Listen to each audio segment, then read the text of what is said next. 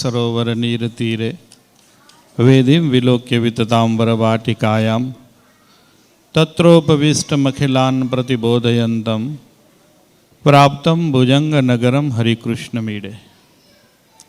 ઈષ્ટદેવ ભગવાન શ્રી સ્વામિનારાયણ, આદરણીય વંદનીય વક્તા મહોદય શ્રી, આપણને બધાને દર્શન આપતા સર્વે પૂજનીય સંતો અને શ્રીજી મહારાજના લાડીલા આપ સર્વે હરિભક્તોને હેતપૂર્વક જય સ્વામિનારાયણ. ભગવાને આ બ્રહ્માંડની રચના કરી અને એમાં 84 લાખ દેહ જીવોને આપ્યા. એમાં સૌથી સારામાં સારી, સૌથી શ્રેષ્ઠમાં શ્રેષ્ઠ કઈ યોની કહીએ? તમને પૂછું ભાઈ, જરીક જોરથી કહો તો હમણાં. હે, મનુષ્ય સૌથી સારામાં સારી. ભગવાને આ 84 લાખ યોનિઓમાં શ્રેષ્ઠમાં શ્રેષ્ઠ સારામાં સારી કઈ? મનુષ્ય. આ કેને પ્રમાણપત્ર આપ્યું? આનું કેને આપ્યું? તમે બહુ સારામાં સારા એમ આપણે લઈ લીધું ને કે બીજા પાસે લીધું? હાલો, તમે લીધું તો આપણે નક્કી પણ કર્યું. આ તમે લીધું એવું જરૂરી નથી હો, શાસ્ત્રમાં કીધું છે. હવે તમને મનમાં કાઢી નાખજો, શાસ્ત્રમાં કીધું છે. દેવતાઓ પણ ઈચ્છે છે કે અમે માણસ બનીએ, માણસ બનીને ભગવાનનું ભજન કરીએ અને ભગવાનના ધામમાં જઈએ તો શ્રેષ્ઠ છે. એટલે ભગવાને બનાવેલી યોનિઓમાં શ્રેષ્ઠ સાચી. પણ ભગવાને જે આખું આ બ્રહ્માંડ બનાવ્યું, કે જે માણસની સુખાકારી માટે બનાવ્યું, એને સૌથી વધુમાં વધુ જો કોઈ નુકસાન કર્યું હોય ને તો કેને કર્યું? હવે જોરથી કહેજો. માણસે જ કર્યું કે બીજાએ કર્યું? લો, હવે આ કેટલું વિપરીત છે. સૌથી શ્રેષ્ઠ કૃતિએ સૌથી વધારે નુકસાન કર્યું. કોઈ પશુ પક્ષીઓએ આ બ્રહ્માંડમાં કોઈ પણ જાતનું નુકસાન નથી કર્યું. આપણે કેટલી બધી ગંદકી ફેલાવી. મુંબઈવાળાને તો કેવું જ ન પડે. હવે તો આ ઠીક છે, આ પહેલાં લોકો મસ્કરી કરતા હતા સ્વચ્છ ભારતની, પણ હવે આમ ઠીક દેખાયું, સારું થયું. જો સ્વચ્છ ભારત ન થયું તો આ એ પોતતા અડધા માદા થઈ ગયા હોત. કેટલી ગંદકી ફેલાવી, કેટલા વૃક્ષો કાપ્યા, કેટલા પર્યાવરણની હાનિ કરી. માણસ પોતાની જાતને બુદ્ધિશાળી કહેવા લાગ્યો, એમાં પોતાનું જ્યાં હિત હતું ત્યાં અહિત થઈ ગયું. આજે આપણે બુદ્ધિશાળી આપણે જાતને કહીએ છીએ, પણ આપણા બુદ્ધિ કેટલી? જ્યારે 20 રૂપિયા કિલો ટમેટા હોય ને ત્યારે આંટા મારતા હોઈએ. 20 રૂપિયા કિલો ટમેટા હોય ત્યારે ટમેટું ઘરે લઈ આવીને એનો સોસ ન બનાવીએ, પણ 150 રૂપિયા કિલો કેચઅપ લઈ આવીને એ ખાઈએ. જે તાજું છે, સ્વાસ્થ્યપ્રદ છે, એ નથી ખવાતું, પણ વાસી થઈ ગયું હોય, કેટલાય બધા અંદર રસાયણો નાખ્યા હોય, એ આપણે ખાઈએ. હા, હું સ્વીટ કોર્નરનો ધંધો બંધ નથી કરતો, પણ જે છે એ સાચું કહું છું. એમ સાચી વાત ખોટી વાત છે. એમ આપણા ઘરે જો એક દિવસનું વાસી થઈ જાય એટલે હાજે બનાવેલું હોય તો સવારે ન ખાઈ, ફેંકી દઈ, ભાઈ વાસી છે, ન ખવાય. અને કંપનીઓવાળાએ બનાવી દીધું એટલું પેક ફૂડ, એ 4 મહિના 6 મહિના જૂનું હોય તો માઇક્રોવેવમાં ગરમ કરીને ઠોકે રાખીએ. એ વાસી નથી થતું અને આ વાસી થઈ જાય છે. આમાં ઢગલો બંધ પ્રિઝર્વેટિવ છે તો એ ખાઈએ છીએ. પણ ઘરનું એક દિવસ જૂનું, આ હું સાચું કહું કે ગપ્પા મારું? તમને પૂછું, આ સાચું છે કે ખોટું બોલું? પાકું? 50, 60 કે 70 રૂપિયા લીટર આપણે દૂધ નથી પી શકતા, પણ 80-100 રૂપિયા વાળું કોલ્ડ ડ્રિંક્સ આપણે પી જઈએ છીએ, દમદાર. આ બરાબર સાચી વાત છે ને? તો આ બધી આપણી કેટલીક બધી વિપરીત માનસિકતાઓ છે. આવી એક નહીં, આવા અનેક ઉદાહરણો છે કે જે આપણા રસોડામાં આપણને જોવા મળશે. જ્યાં ફ્રેશનેસ છે, જ્યાં સ્વાસ્થ્યવર્ધકતા છે, એ બધું જ આપણને ઓછું ગમે છે. પણ જેની અંદર ખૂબ પ્રમાણમાં કેમિકલ્સ છે, ખૂબ પ્રમાણમાં રસાયણો છે, ખૂબ મોટા પ્રમાણમાં પ્રિઝર્વેટિવ છે. અમે હમણાં નાસિક હતા. નાસિકમાં ભારતની સૌથી પહેલી FPO કંપની છે અને અત્યારે બહુ મોટામાં મોટી છે. નિયરલી વાર્ષિક 18,000 કરોડથી પણ વધારેનું જેનું ટર્નઓવર છે. એવી સહ્યાદ્રી ફાર્મ્સ કરીને કંપની છે, બહુ સારી છે, દેશ માટે ગૌરવની વાત છે. એ કંપનીમાં અમને ફરતા બધું લઈ ગયા, બધું બતાવ્યું હોય એમને. જે અમે નજરે અમારા યાત્રાળુ સંતો અમારા હરિભક્તો સાથે હતા એમને જોયું. દુનિયામાં સૌથી મોટું દ્રાક્ષ પેકેજિંગ યુનિટ એમની પાસે છે. તમે ભારતની વિશેષતાઓ જોજો. ભારત પાસે બહુ મોટું મોટું છે પણ આપણને ખબર નથી. એક સાથે એક હોલમાં 900 લોકો કામ કરે એટલો મોટો હોલ છે. શું કામ કરે? માત્ર ને માત્ર દ્રાક્ષ પેક કરે, બીજું કાંઈ ન કરે. આ યુનિટમાં અમને મુલાકાત લેવાનું થયું ને, ત્યાં બધા ફ્રોઝન ફૂડ આવે છે ને એના યુનિટમાં અમે ગયા. ફ્રોઝન ફૂડમાં એ કે આ બધું સામે એક્સપોર્ટ થાય છે, આપણા દેશમાં નથી વપરાતું. શું કામ નથી વપરાતું? તો કે આપણા દેશવાળા ભાગ્યશાળી જે મળી જાય છે, એટલે જે બીજા દેશમાં શાક મળતું નથી ને એ દેશ માટે જાય છે. આ પ્રિઝર્વેટિવ કેવી રીતે તમને ફ્રોઝન ફૂડ કેમ બને એ અમે જોયું. એક મોટા મોટા પાણીના આ મોટા વેસલો હોય, એ વેસલોની અંદર એ ફૂડને મૂકી દેવામાં આવે. એમાંથી જે પાણી હોય એટલે રસ હોય એ બધો ખેંચીને બહાર ફેંકી દેવામાં આવે. એટલે શું વધ્યું? ખોખું. ફોર એક્ઝામ્પલ, ભીંડો લો, દૂધી લો, કેપ્સિકમ લો, જે ફ્રોઝન આવે છે તમારા મગજમાં એને જુઓ. તમે અમને એને પછી બતાવ્યું, ભીંડો એ બતાવ્યો, બધી જે આઈટમો એને કરી લેતા ને. દૂધી, સુધારેલી દૂધીઓ ઘરે સુધારવી જ ન પડે, કમ્પ્લીટ. એની અંદર જે રસ છે પહેલાં એને અમે ચૂસી લઈએ એટલે ખાલી ખોખું થઈ ગયું. હવે પછી એને નાઇટ્રોજન પ્રોસેસમાં મૂકીએ એટલે એ સીધી જ 40 ડિગ્રી સુધી માઇનસમાં લઈ જઈએ એટલે બરફ થઈ ગયો.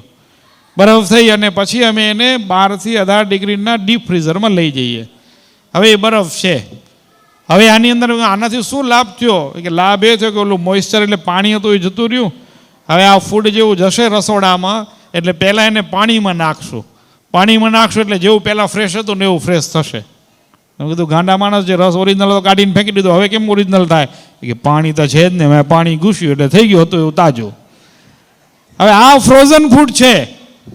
આ જે મેં હમણાં નાસિકથી પૂના આવ્યા અને પૂનાથી મુંબઈ આવ્યા, આટલા નજીક જોઈને આવ્યા છીએ.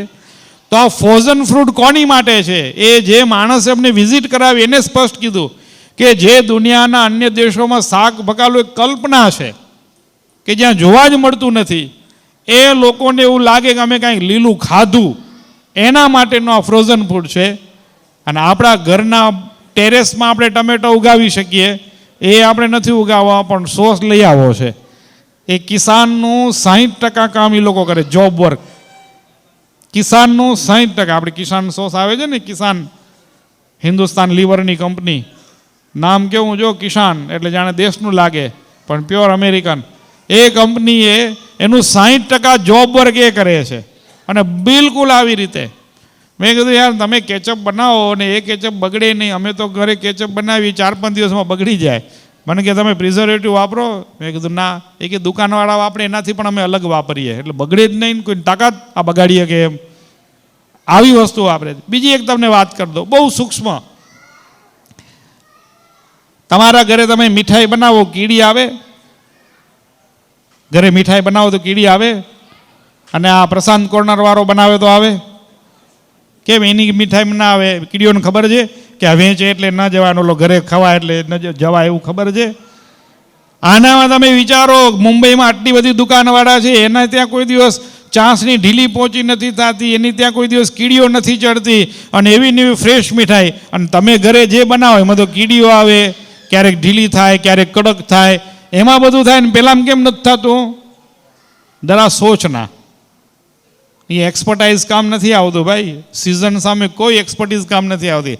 એના એ બેનો હોય દરરોજ રોટલી દરરોજ શાક બનાવતા હોય તોય થોડું 25-20 થાય કે ન થાય?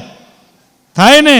એ વાતાવરણ, ચૂલાની ફ્લેમ, એ બધું જ કામ કરતું હોય તો પેલાને કેમ કામ નથી કરતું?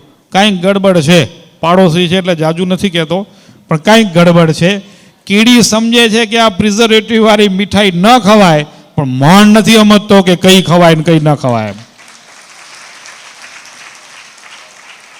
સમજો આવી ઘણી બધી બાબતો છે કે આપણે જે આપણા ઘરમાં જ તૈયાર કરીને ખાઈ શકીએ, પી શકીએ એમ છીએ.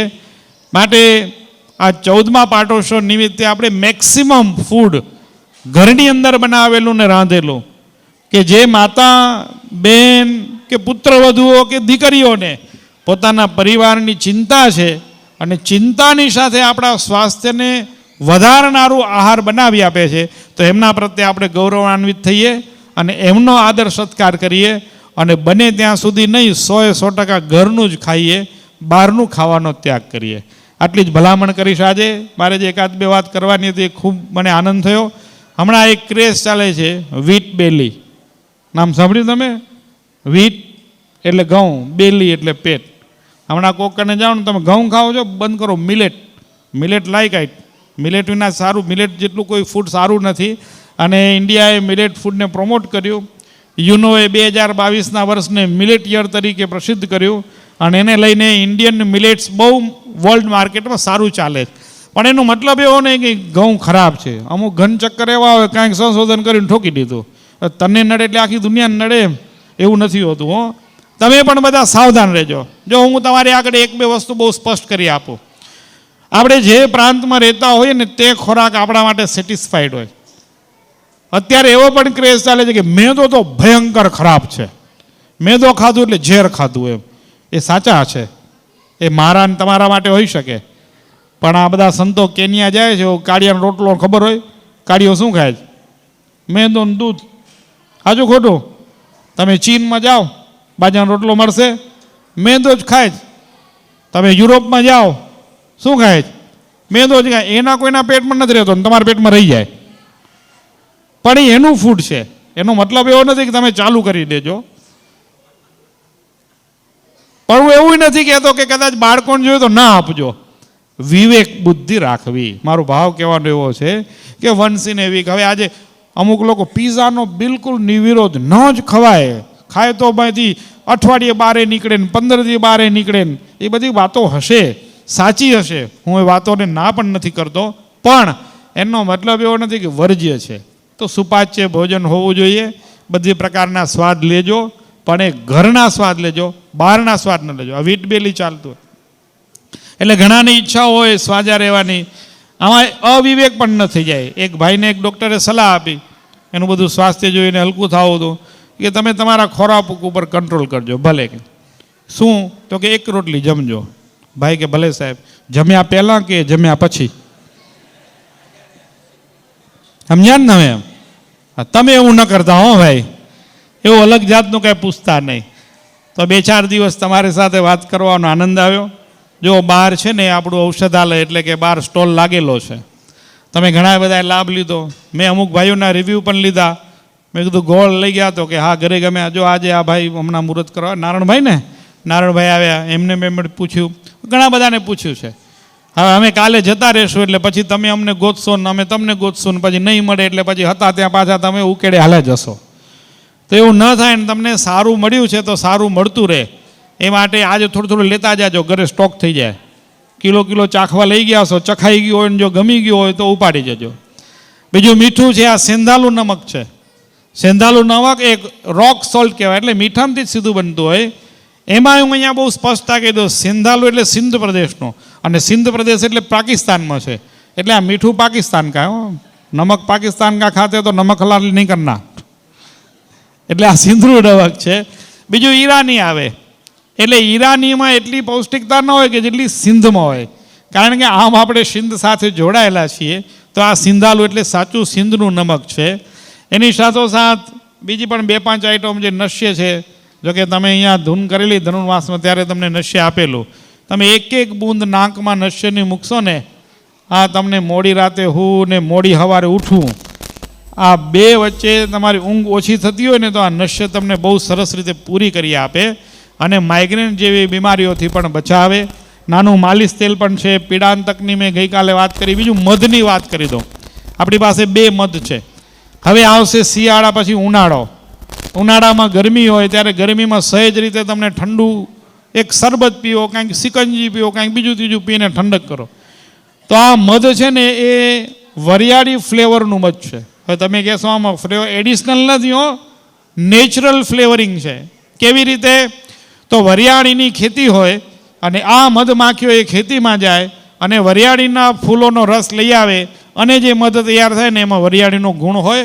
તો આવી રીતે નેચરલ ફાર્મિંગ થકી આ મધ વરિયાળીવાળું મધ છે. 1 ચમચી 1 ગ્લાસમાં આ મધ ઓગાળી અને પી જાઓ એટલે તમારા શરીરનો આખો દિવસ ઠંડક રહે ઉનાળામાં. હવે એની બાજુ બીજું સોવાનું મધ છે. સોવાનું પાછું ગરમ હો, એ પાછું વખતો કરતા નહીં એમ. એ હમણાં ઉનાળામાં શિયાળામાં પીવાય અને વરિયાળીનું ઉનાળામાં પીવાય. તો મધ પણ છે બહાર. બીજું દંતમંજનની પણ ગઈકાલે મેં વાત કરી હતી. બધા ટૂથપેસ્ટ છોડીને દંતમંજન તરફ આવજો.